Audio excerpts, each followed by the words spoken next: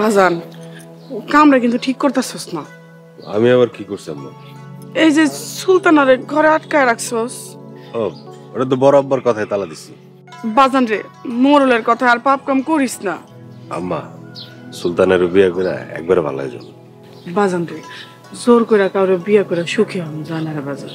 আম্মা এই যে তুমি সব কাজে বাধা দাও, এর লেগে তো আমি সফল হতে পারি না।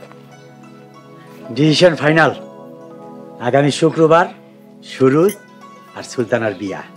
আব্বা দাও তোমার সালাম করি। থাক বাবা, সালাম করা লাগবে না, তোর মার কাছ থেকে দোয়া নে। আম্মা থাক বাজান, আমি তোর লেগা সবসময় দোয়া করি। ভাবি সাহেবরে বলছি বিয়ার দিন জামদানি শাড়ি পরবো, তুমিও কিন্তু বিয়ার দিন জামদানি শাড়ি পরবা। Decision final. আব্বা আমি তাহলে কেনাকাটা শুরু করে দিই। যা বাবা, তোর মার লেগে একটা জামদানি শাড়ি কিনে আনিস। আচ্ছা ঠিক আছে নিব না।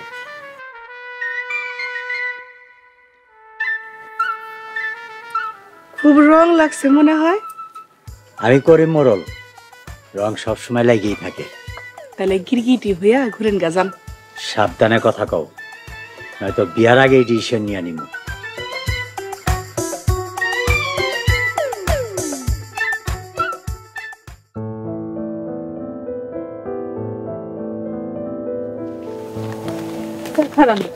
কই গেছিলেন? আর কই যাবো, উত্তরপাড়া গেছিলাম। সুলতানাপুরে নাকি ঘরে তালা দিয়ে রাখছে। তুমি ঠিকই শুনছো, সুলতান আর সুরজ ভাইয়ের সাথে বিয়ে ঠিক হয়েছে। যদি সুরজ ভাইয়ের বিয়ে না করে তাহলে ঘর থেকে বাইরে হইতে দিব না।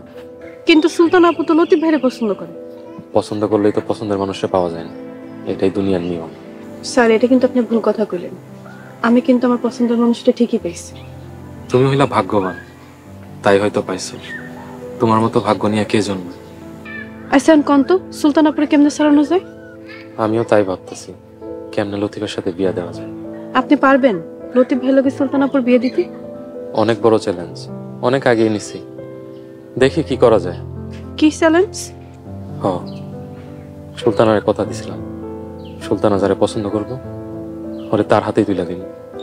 তাহলে তো এই চ্যালেঞ্জ পূরণ করতেই হয়, দুইটা মানুষের স্বপ্ন পূরণ হইব।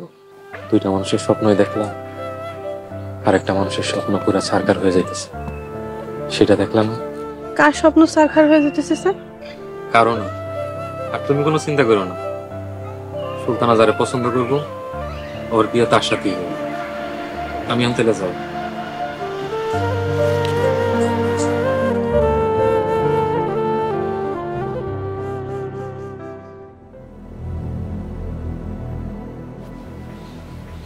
আসসালামু আলাইকুম। ওয়ালাইকুম আসসালাম। ম্যাডাম উনি জামতলা জমিটা কিনতে চাইতেছে। আপনি জমি কিনতে যাচ্ছেন? জি ম্যাডাম, জমি তো আমি কিনতে চাচ্ছি, কিন্তু মোররা তো সুবিধার লোক না, পরে যদি কোনো সমস্যা করে। ওনারা কোনো সমস্যাই করতে পারবে না, কারণ জমির আইনগত মালিক এখন সোহাগ। আর যদি কোনো সমস্যা করে ম্যাডাম আমাকে হয়ে আইনি লড়াই করব। মোরল যদি কোনো সমস্যা করে আমি দেখব, প্রয়োজনীয় ব্যবস্থা নিব। ম্যাডাম আপনি যদি আইনি সহায়তার আশ্বাস দেন তাহলে আমার কোনো সমস্যা নাই। ভাই যদি কিছু মনে না করে আমি আজই টাকা দিতে চাচ্ছি। আমার কোনো সমস্যা নেই। ঠিক আছে, তাহলে ব্যাংকে চলেন। আপনি ব্যাংক থেকে টাকা তুইলা রেজিস্ট্রি অফিসে চলে আসেন। এটাই ভালো হবে, একেবারে দলিলপত্রের কাজের ঝামেলাও শেষ হয়ে যাবে। ম্যাডাম তাইলে আজকে আসি। চা নাস্তা খেয়ে যান। আপনি আমার লেগে যা করেন আমার তো আপনারই খাওয়ানো দরকার। ঠিক আছে, একদিন তাহলে বাড়িতে দাওয়াত দিয়ে আপনাদের বাড়িতে গিয়ে খেয়ে আসবো। জি ম্যাডাম, আমি তাইলে আসি। আসসালামু আলাইকুম। ওয়ালাইকুম আসসালাম।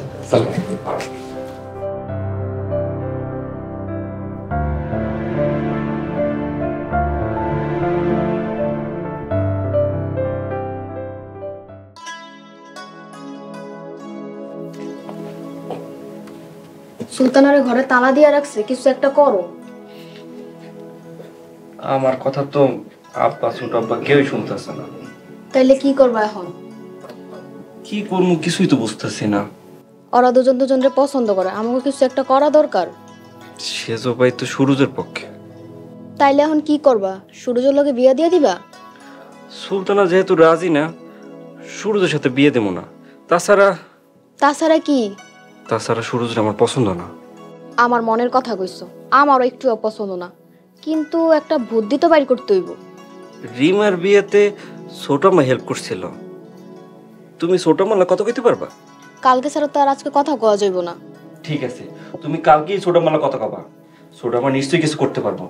আচ্ছা ঠিক আছে, তুমি রাত্রে কিছু খাইবা? হ্যাঁ, এক গ্লাস পানি নিয়ে এসো তো।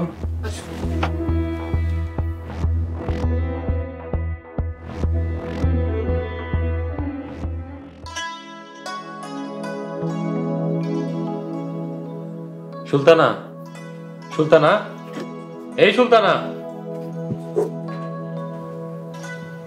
স্যার আপনি এত রাতে আনাইছেন কেন? আমি জানি তুমি কিছু খাও নাই, তাই তোমার লেগে খাওয়ার নিয়ে আইছি। স্যার আমি খাবো না। তুমি খাও নাই দেখে আমিও সারাদিন কিছু খাইনি। আপনি খান নাই কেন স্যার? তুমি খাও নাই তাই আমার গলা দিয়ে খাবার নামতেছিল না। স্যার আপনার নিয়ে আর আমি পারি না, দেন এদিকে দেন। কিন্তু এখান থেকে খামো কেমনে? আমি এখানে ধরি, তুমি এখান থেকে খাও।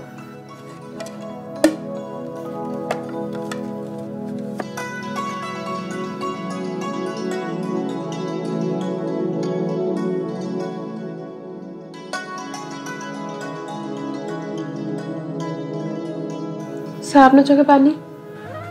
তোমার সেই ছোটবেলার কথা মনে হয়ে গেছে। সেই ছোটবেলায় তোমার রিমারে আমার নিজ হাতে খাওয়াই দিত।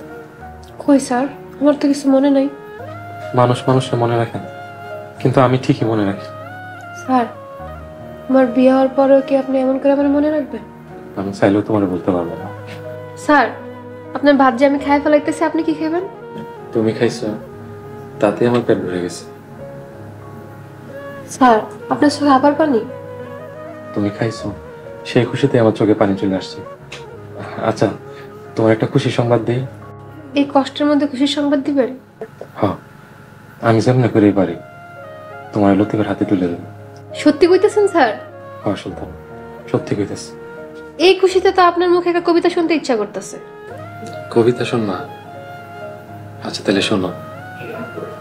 স্বপ্নটারে কবর দিয়া তারে খুশি করলাম, সারা জীবন ভালোবাসা শুধু কষ্টটুকুই পাইলাম। নাও এবার তুমি খাও।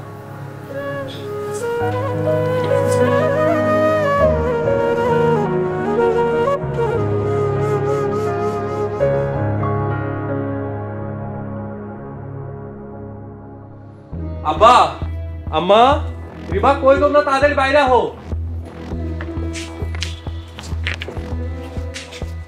সোহাগ তুই আইসস, এত রাত করলি কেন? আজকে অনেক কাম করছি। কি ব্যাপার, তোমার আজকে মেলা খুশি খুশি লাগতেছে? হ্যাঁ ভাই, তোমার তো অনেক খুশি খুশি লাগতেছে। জমি বিক্রি কইরা আমাকে ধরো তো। জমি বিক্রি করে 20 লাখ টাকা পেয়েছি। এই যা, এই যে টাকা। আলহামদুলিল্লাহ। আল্লাহ তুমি রহমানুর রহিম। আব্বা, তুমি কিন্তু এখন আর রিক্সা চালাতে পারবা না, এখন আমাকে অনেক টাকা। দেখো তো, পাগল বলার কথা। হ্যাঁ আব্বা, আপনার আর রিক্সা চালাতে দিব না। এতদিনের অভ্যাস, দেখি ছাড়তে পারো। চাচা চাইলেই পারবেন, তাই আমার একটা কথা আছে। কি কথা লতিফ? আপনাদের টাকা হোক আর যাই হোক, এই বাড়ি ছেড়ে যাইতে পারবেন না। যাবো না। যদি যাই তাহলে ডাইরেক্ট মোড়ল বাড়ি গিয়ে উঠি। মোড়ল বাড়ি পথে বসামো, এরপর তাকে বাড়ি কিনে আনি। আল্লাহ ভরসা, নাই সব দেখতেছে।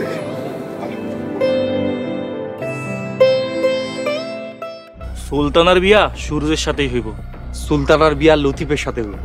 দেখ, শুভ কাজে কোনো প্রকার ঝামেলা করতে চাইতেছি না।